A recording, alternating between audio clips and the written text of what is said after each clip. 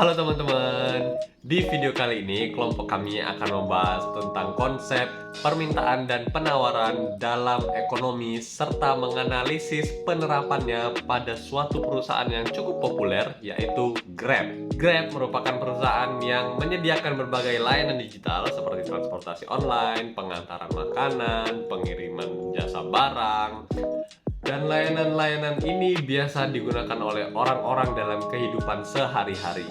Untuk memahami bagaimana bisnis Grab itu bekerja, kita bisa menggunakan konsep permintaan dan penawaran. Pertama, kita mulai dari permintaan. Apa itu permintaan? Permintaan adalah suatu barang atau jasa yang diinginkan atau juga yang bisa dan mampu dibeli oleh para konsumen pada waktu dan harga tertentu. Dalam ilmu ekonomi terdapat hukum permintaan, yang dimana hukum ini berlaku jika suatu harga atas barang atau jasa naik, maka biasanya permintaan akan turun.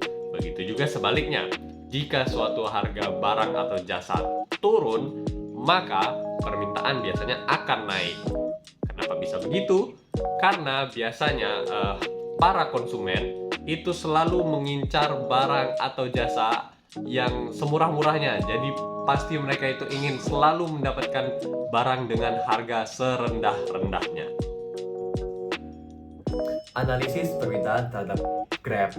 Seperti kita tahu, kalau di sini kami akan mengambil contoh seperti Grab Bike dan Grab Car. Contohnya seperti ini. Ketika kita dalam mendapatkan promo yang sangat murah dari Grab Car atau Grab Bike seperti voucher promo, voucher diskon awal bulan itu, maka konsumen akan berbondong-bondong menggunakan Grab Bike karena harganya murah.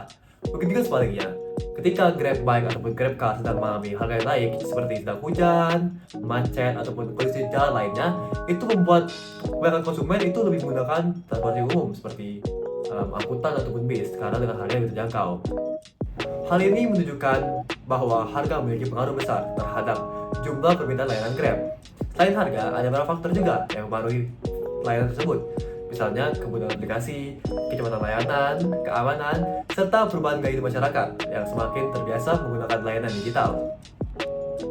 Karena faktor tersebut, permintaan terhadap transportasi online seperti Grab akan terus meningkat dalam beberapa tahun terakhir.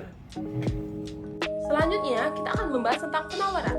Penawaran adalah jumlah barang atau jasa yang mampu dan ingin dijual oleh produsen pada tingkat harga tertentu dalam periode tertentu. Dalam hukum penawaran dijelaskan bahwa jika harga suatu barang naik, maka jumlah penawaran juga cenderung meningkat. Sebaliknya, jika harga menurun, maka penawarannya cenderung berkurang. Hal ini bisa terjadi karena produsen atau penyedia jasa ingin mendapat keuntungan sebesar-besarnya saat harga sedang naik. Dalam perusahaan Grab, jumlah penawarannya dapat dilihat dari seberapa banyak pengemudi atau penyedia layanan yang menyediakan transportasi kepada customer. Semakin banyak driver yang menerima pesanan, maka akan semakin banyak layanan transportasi yang tersedia bagi customer. Pada layanan Grab, jumlah penawaran sangat dipengaruhi dengan jumlah driver yang ada di suatu wilayah. Ketika permintaan penumpang meningkat, misalnya pada saat jam berangkat kerja, jam pulang kerja, atau saat cuaca buruk, maka tarif perjalanan juga akan bertambah. Sistem ini biasa disebut dengan dynamic pricing. Lalu, apa sih itu dynamic pricing? Dynamic pricing itu adalah strategi penetapan harga yang fleksibel dan bisa berubah-ubah sesuai dengan keterbatasan stok. Misalnya, jumlah driver yang ada di suatu wilayah itu sedang banyak atau sedang sedikit. Biasanya ketika tarif meningkat, banyak driver yang tertarik untuk aktif karena mereka biasanya mendapatkan potensi pendapatan yang bakal lebih besar. Akibatnya, jumlah driver yang ada di aplikasi juga akan meningkat, sehingga penawaran di layanan transportasi juga akan meningkat.